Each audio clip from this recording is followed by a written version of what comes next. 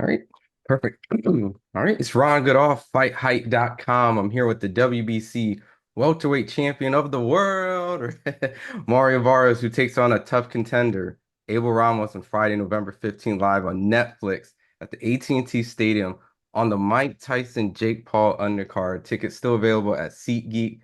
First and foremost, I mean, you've been on big cards. I mean, you've always been like a pay-per-view headline or somewhere like right before Canelo fight. So like you're kind of used to, but Mike Tyson, like, is that crazy? Like, just what's your thoughts on that?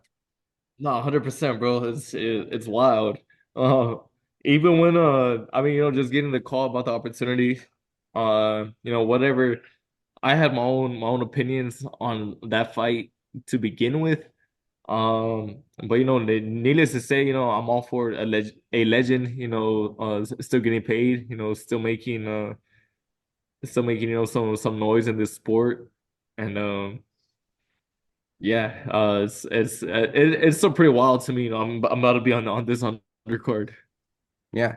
You mentioned like you had some thoughts, and I'm just gonna scratch it and get to your fight. But just what are those thoughts? Like, is it, the traditional like is bad for boxing, good for boxing? Like, what's your thoughts? Just I I don't know. It was just weird for me, right? Like an influencer could potentially have a legend's name like Mike Tyson on his record, as like right, like he might have a win over Mike Tyson's name on his record.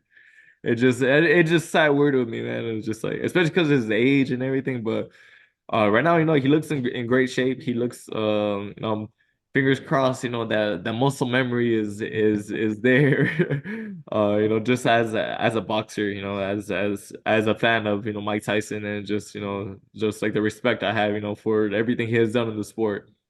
absolutely. Now getting to you, Abel Ramos, tough guy, been in there with Ugas, Regis Prograis, Cody Crowley. Like, what's your thoughts on your opponent kind of coming into this fight? How you said, man, he's been in there with some of the best, like in the sport. I don't think he's been in any fight, where he has been just completely like mowed over. He's every fight, that he's in, it's a fight. And now he has, the opportunity to be a world champion. I know he's not gonna take that lightly. And so yeah, man, I'm just doing what I need to, in camp, where or dotting the I's, crossing the T's, Hmm. uh, just to make sure I'm sharp and I'm prepared, for the best possible able that anybody has seen. I remember the first time I met you, I think it was like 2019. I think you were fighting Juan Velasco in Fairfax, Virginia. And like, Regis fought him, took him out in 8, and you took him out in 2 rounds. So we recently just saw Regis fight over the weekend in a pretty tough fight. And ironically, the only other person that like fought Abel and stopped him was Regis. So it always felt at some point like back then, like that was the fight that a lot of diehard fans wanted to see, but it just didn't happen. He stayed at 140. You moved up to 147. Now you're the man holding the WBC strap. I mean, how much did going from 140 and 147 like change you as a fighter? I think it changed a lot. It's just kind of just me, growing in, to my size. Because I've always been a big dude. And even when I moved up to 140, I was still, a big ass 140. And now, I feel like I've, have grown into welterweight, but very, like solid. I'm happy with where things are. And then, I just took all the experience and everything, from when I was fighting at those smaller weights, and just, have just, just have stayed with what has gotten me this far, that just keep on adding on, um to myself, to just, continue on getting better. And so yeah, man, I mean, I'm happy with where, the things are. I'm happy with where things are in boxing, and where, I am, as a fighter. And I'm gonna, continue on getting better in whatever ways I possibly can. I know when you first moved up, a lot of people didn't really, because you were a 140 pounder, they didn't really think you were going to perform at welterweight. They like doubted you, like especially the Ugas fight. but then you dominated, took them apart, and then you wrapped the green belt around you. Now everyone wants to see you in the mix. You know, Brian Norman Jr., Manto Stanionis, Jaron Ennis, probably the most. So it's kind of funny how things change so fast. So do you feel like after this fight with Abel Ramos, that you probably bring the most value into welterweight division because you've been like on stacked cards, a headlining pay-per-view and with these guys, and layman turns like the A side when it comes to making like the other fights and unification. Yeah, I think so. To begin with, the boxing community, they're very cutthroat. Uh, yeah, you like how you said, man. I mean, after I moved up, and everybody was questioning, what I was gonna do, and then especially, because I moved up and I fought Thurman, and I took a loss. After that, everybody kind of was just like, oh yeah, like like we told you he was overhyped, it was this, it was that, and yeah, then then now after the Ugas fight, it's like, oh, like he is like he is a threat, he is this, he is that, and like now especially, and I mean, I never paid much attention to that in the first place. I've always just, stayed quiet, just, stayed working. I take the fights, as they're presented to me. And but yeah, man, I'm excited for, for where the welterweight division is at right now. We got four champions. They're all, champions for a reason. And I'm looking forward, to getting to mixing it up, with one, if not all of them, come 2025. I think it's going to be a really exciting year, for the division, and I'm just happy to be a part of it. Is your Instagram post a little bit like I guess I don't know to say like cryptic, but it's like you have like this like how the tables have turned, and then underneath is like fuck them kids. Like is that like like is that what this is about, or is it something else? Like it's close to Halloween, so I hope it's not like the kids, right? Like Nah, it was because like 2 years ago, right, I was very much fuck them kids before my daughter came about. uh, fair. Okay. yeah, she was a very unexpected surprise.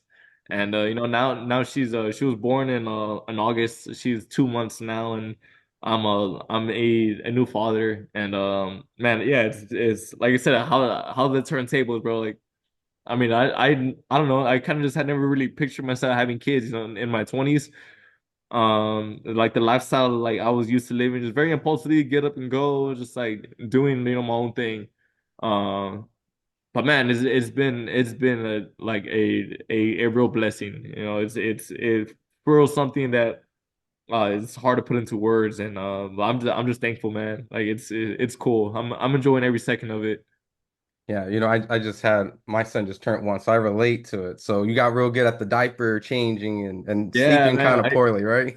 Yeah, 100%. Like that's what was difficult, man. I mean, because when she was born, I was trying to stay in shape, right? I'm trying to stay in the gym. I'm like, bro, like when the fuck do you find time for this?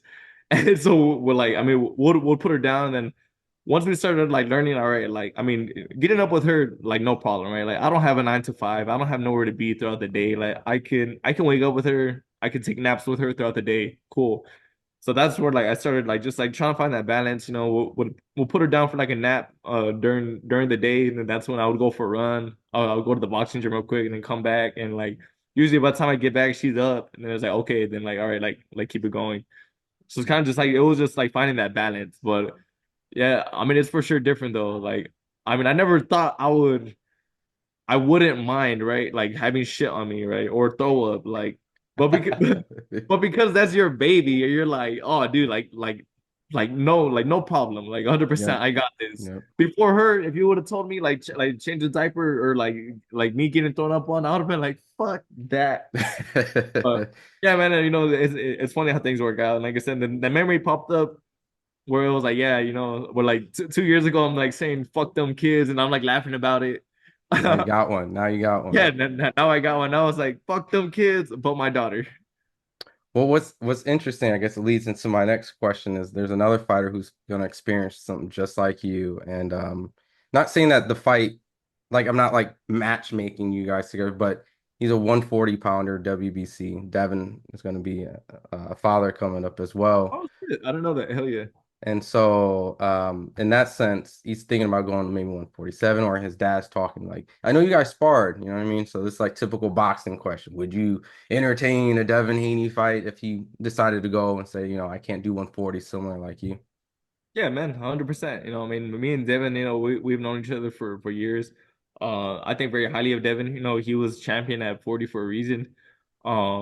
But yeah, man, I didn't know he was gonna be a father also. That's exciting for him. But yeah, I mean, I would welcome a fight, with him, with anybody in this division, as long as it's worth it for both of us. Like hell yeah, man. Let's run it. Awesome. My last couple set of questions, just I guess taking your experience from that 140 to 147 jump, you fought Tank, you did really well against them. Lamont is kind of going through kind of the same kind of rut. Like he's moving up. People don't really give him an opportunity to like adjust, So from coming from someone like you who jumped 7 pounds and beat the guy who retired Manny Pacquiao, can Roach do something similar like you, or maybe even just some sort of advice from that kind of critics of just, you're fighting this guy and you can't beat him.